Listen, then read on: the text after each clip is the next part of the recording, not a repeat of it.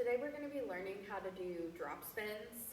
There are many different ways that you can start your drop spins. You can start from a flat position, you can start from an angled position, you can start from a right shoulder position. But for this video, we're going to go ahead and start in a flat position.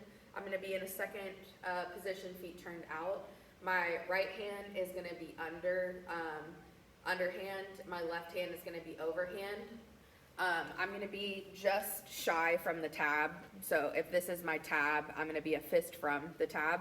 And my left arm is going to be nice and boxed out. Everything that I do on the right side is going to pretty much be the same as the left side, other than the fact that you start with your right hand grab first, because it's opposition. But we'll go over that in a little bit.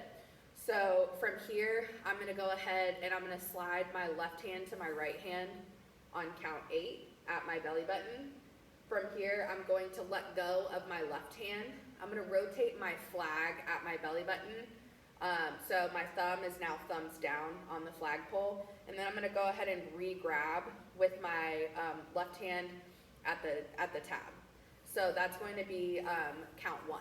So if we just do count 8, it's going to look like this: 5 and 6 and 5, 6, 7, slide 8. And then if we go to count 1, it's going to look like this: 5 and 6, 5, 6, 7, 8, and 1. And so when I grab, I'm grabbing thumbs down under the hand that's already on the flag, and my flagpole is straight up and down when I grab. Now, if you notice that I said 8 and 1, so every and count from here is going to be a flat position. So it's either going to be flat silk to the left or flat silk to the right are going to be your and counts. So when we start off, we slide that left to our right hand. We take our left hand off, keeping it very close. We rotate our flagpole, and then we re-grab at our spin spot, left hand under, thumbs down. From here, I'm going to let go with my right hand. I'm going to rotate my flag a half, and I'm going to grab underneath of the pre-existing hand on the flagpole, and this is now thumbs up. So for drop spins, a couple things that you need to remember is when the silk is down, your thumbs are down. When the silk is up, your thumbs are up. The next thing that you have to think about is every hand grab is underneath of the hand that's already on the flagpole. The third thing that you need to think about is every time you grab in a drop spin, you're grabbing straight up and down. So I'm either grabbing silk down, straight up and down, or silk up, straight up and down. The fourth thing that you need to know is that when my silk is down, it's an odd count. When my silk is up, it's an even count.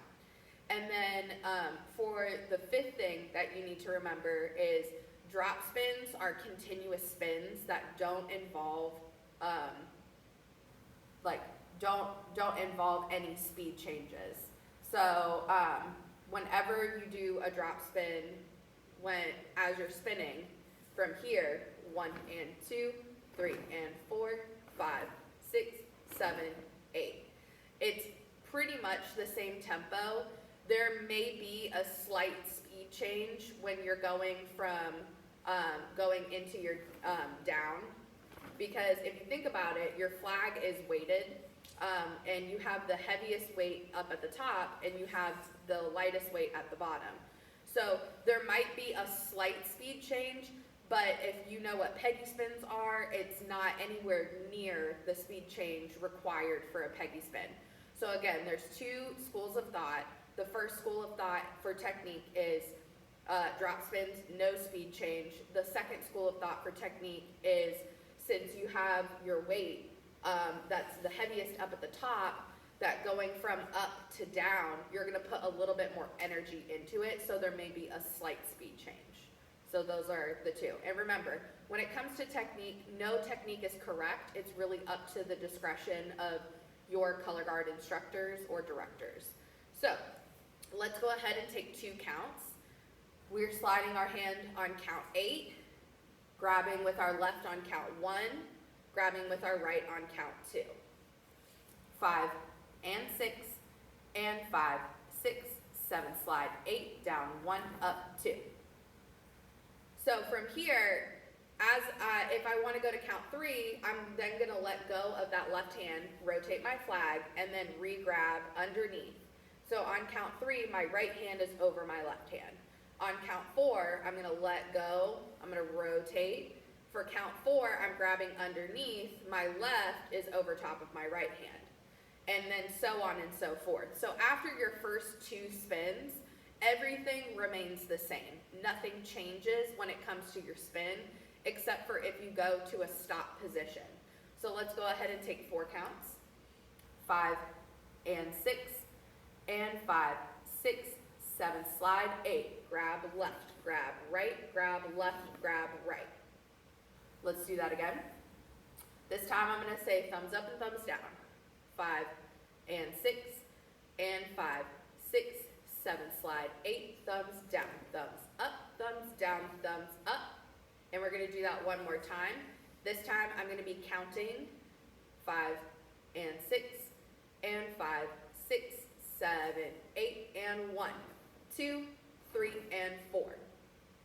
So those are just a couple ways to verbalize what you're doing, right? So you can either say your hand grabs, you can say, thumbs down, thumbs up, you can say just the direction of the flag, which is down or up, or you can do the counts.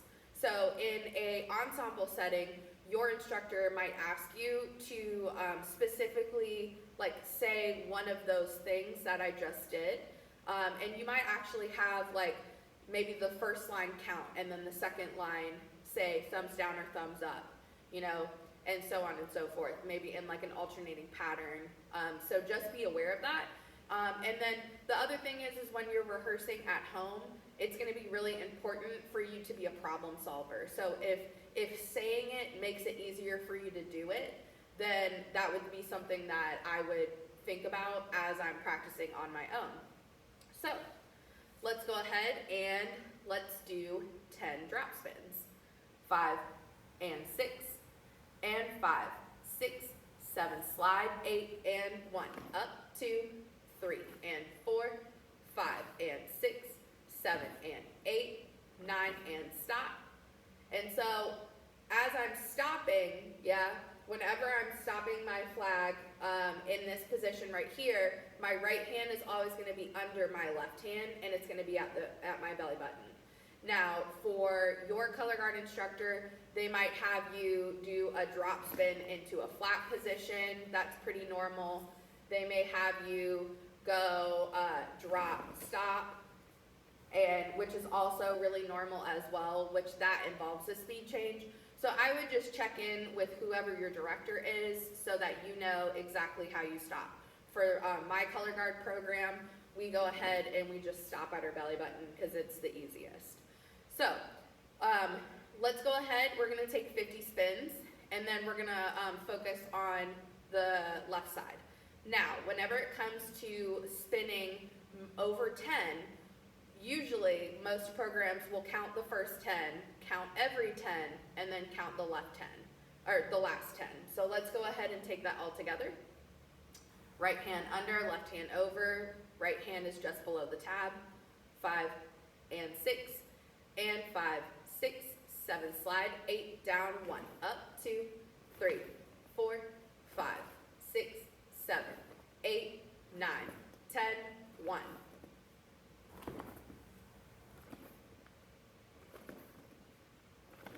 21.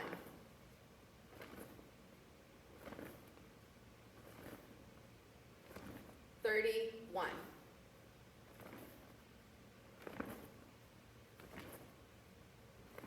41. 2, 3, 4, 5, 6, 7, 8, 9, and stop.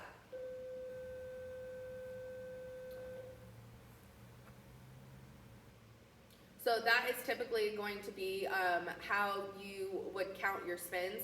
Now, if you notice as I was spinning, I created this really nice diamond shape with my elbows boxed out, and I was really just focusing on the movement in my wrists as I was grabbing my flagpole.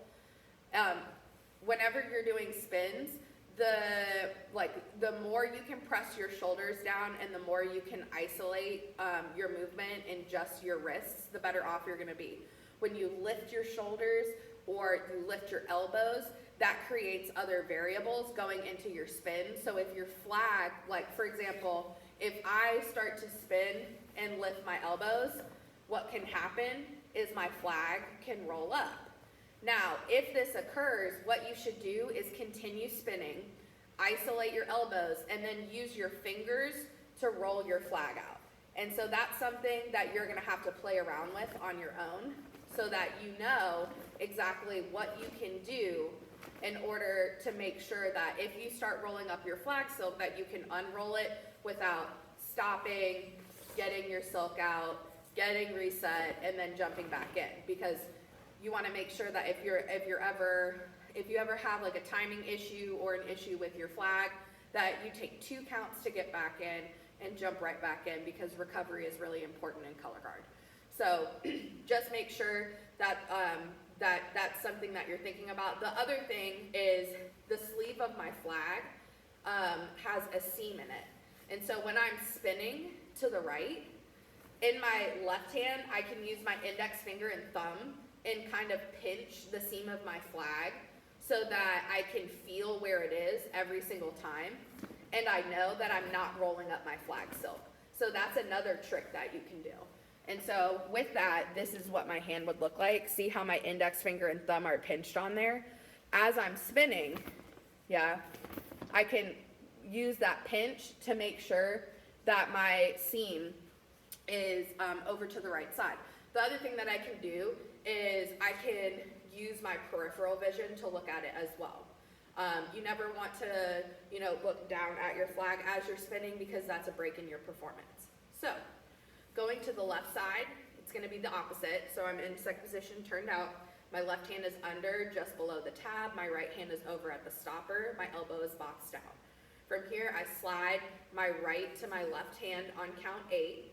Going into count 1, I let go of my right hand. I rotate my flagpole like 180, so halfway. And then I'm going to take my right hand, I'm going to grab underneath, away from me, thumbs down. So I'm in my spin spot, and I'm in that thumbs down position. Remember, when your silk is down, your thumbs are down. From here, I'm going to let go of my left hand. I'm going to rotate my flag a half again. And then from here, my thumb is up. I'm going to grab underneath of my pre-existing hand. So right here on count 2, my right hand is over my left hand.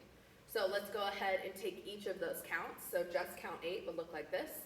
5 and 6 and 5, 6, 7, slide 8. Now going into count 1. 5 and 6 and 5, 6, 7, 8 and 1. Making sure that I grab straight up and down at my belly button. Now count 2. 5 and 6 and 5, 6, 7, 8, down 1, up 2. And you want to make sure every single time you're doing those hand grabs that you're grabbing straight up and down. That's going to be super, super important. And so the next thing that we would do is we would add on 2 more counts, so we would go to 4 counts. So starting off with the left hand, you grab with the right hand first. So it would be right, left for your hand grabs. So let's go ahead and count through 4 counts. 5 and 6 and 5, 6, 7, slide 8 and right, and left. And let's go ahead and take that with thumbs down and thumbs up counts. 5 and 6 and 5, 6, 7, 8, thumbs down, thumbs up, thumbs down, thumbs up. And as I end, my right hand is over top of my left hand, my right hand is at the tab. So again, all technique is different. Color guard is very subjective. So for my technique, I like to stay outside of the silk. Some people, some color guard instructors have their color guard spin a fist in the silk and a fist out of the silk. So it really just depends on which, what your program does with their technical program. So let's go ahead and take that one more time, this time with counts. 5 and 6 and 5, 6, 7, slide 8, down 1, up 2, 3, and 4. All right, So now let's go ahead and let's talk about planes. So I'm going to take 10 counts of drop spins, and what I'm going to do is I am going to pitch my flag. So whenever your color guard instructor talks about the toaster, they're talking about keeping your flag as straight up and down as possible. And remember, when you're doing drop spins, unless it's super windy, there's not a big need for you to push out because that creates another set of variables.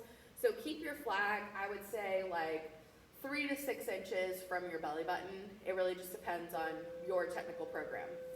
So if I'm pitching forward, that means that I'm pulling my wrists forward and I'm breaking them. And so what happens is my flag spins on this forward pitch and I run the risk of hitting my knees, my shins, or my toes. Now, if I'm spinning on a back pitch, what that means is I'm pulling and I'm like flexing my wrist towards me. So my thumbs are pointing towards me. And you don't want to be on that pitch either. So whenever you're doing spins, you want to make sure that you're really thinking about that 90-degree alignment and making sure that you're pressing your thumbs on your flag to help you maintain a nice toaster or horizontal plane. So just remember, right side or left side is normally your non-dominant hand. So it's going to take a lot more attention and a lot more focus to get through it. Let's go ahead and take 50 spins on the left. Remember, we're counting the first 10, every 10, and then the last 10. 5 and 6, and 5, 6, 7, slide, 8, down, 1, up, 2, 3, 4, 5, 6, 7, 8, 9, 10, and 1.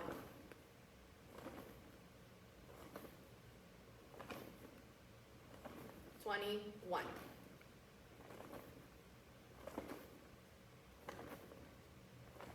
31.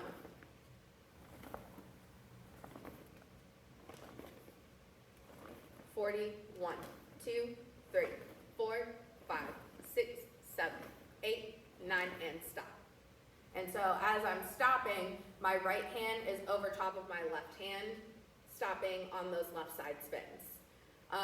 Remember, since your left hand is your non-dominant hand, you might need to squeeze your flagpole a little bit more and push into your downs a little bit harder than you would normally on your left hand. So just something to think about. Again, technique is very subjective, so just make sure that you are, asking your color guard instructor and communicating with them on what your technical program requires of you so you understand how to successfully perform your drop spins. But yeah, so that's how you do drop spins on the right and left side. I hope this helps.